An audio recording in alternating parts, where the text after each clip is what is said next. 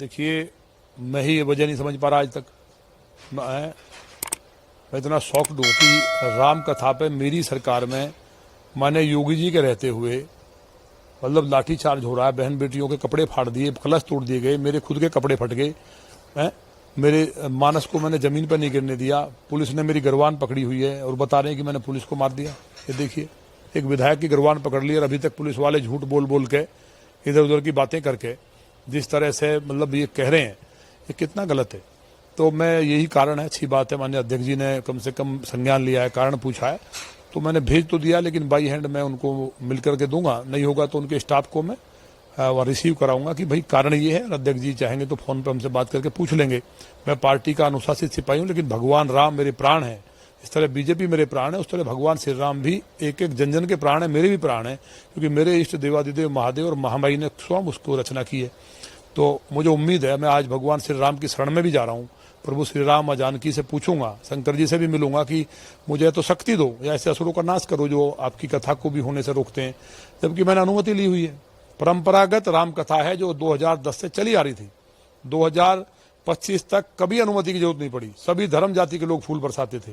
3 मौलवियों को बुला करके ये षड्यंत्र किया गया कि इस पे जो पहले लिख के दे दो कि निकलेगी, दंगा हो जाएगा। जब उन्होंने कहा हमसे क्या मतलब है, हम तो रोकते नहीं, तो हमेशा निकलती है, फिर कहा पथराव कर दो जिससे हम इसको लाठीचार्ज कर दें।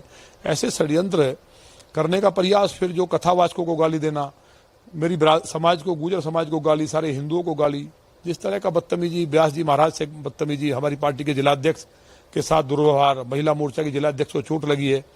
तो ये मतलब राम कथा अनुमति के बाद भी अगर हम नहीं करेंगे तो क्या ये बांग्लादेश में रह रहे हैं हम या पाकिस्तान में? कौन सा राज्य ऐसा आ गया है जिसके कारण ये सब दिक्कतें उत्पन्न हो रही हैं?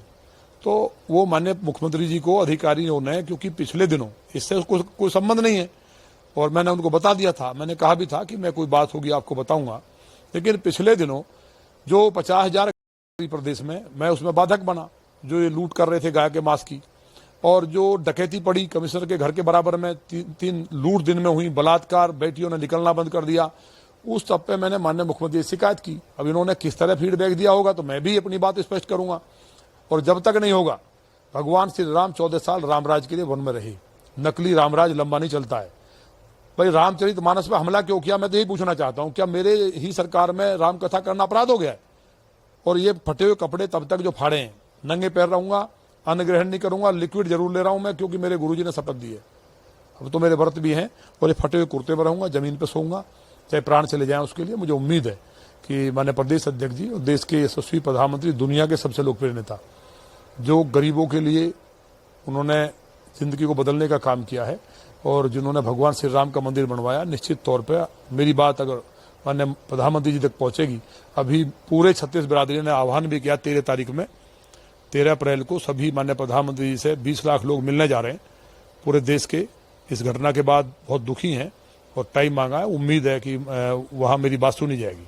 हाँ, ये तो मैं यही तो शौक हूं, मैं राम कथा कर रहा हूँ, विधायक के कपड़े फट रहे हैं, बहन बेटियों पर लाठी बजाई जा रही है, तो इससे क्या हुआ है कि लोगों ने राम का नाम का जो पाठ चल रहे थे, राम राम करना बंद कर दिया है कि पुलिस आएगी तो लाठी बजा देगी, इसलिए चुप है राम। अब वो जो आदेश है वो केवल पुलिस या अधिकारियों के लिए रहा होगा, क्योंकि जनता तो डरी हुई है कि अगर राम का नाम लेंगे तो मारे जाएंगे। तो मैंने ये कल बोला भी है कि एक स्पष्ट शासनादेश जाए कि जनता भी राम का नाम ले सकती है, और अगर ये इस तरह का हो रहा तो मैं प्रभु श्री राम से बात करूंगा कि राम का नाम लेने पर बैन लगा। आपने हिरण्याकुश जैसे राक्षस का वध किया था, तो जो असुर है, शक्तियां हैं, तो मुझे ताकत दो प्रभु, नहीं तो इनका संघर्ष करो। मैं आज लगभग 3 बजे वहां पहुंचूंगा। नहीं, हमने तो कोई बयान दिया नहीं है, हम कौन सा बयान दिया है, हम तो खाली राम कथा कर रहे हैं, फटे हाल हम है। मैं पार्टी का विधायक हूं। इन अधिकारियों के लिए, क्योंकि देखिए गाजियाबाद, अब मुझे उस बात को नहीं कहना चाहिए, वह गाय इतनी कटी, उस बात को कहीं ना कहीं जो इनकी आर्थिक स्रोत थे वो हमारे कारण प्रभावित हुए हैं, तो ऊपर फीडबैक लगता है माननीय मुख्यमंत्री जी को बहुत गलत दिया हुआ है।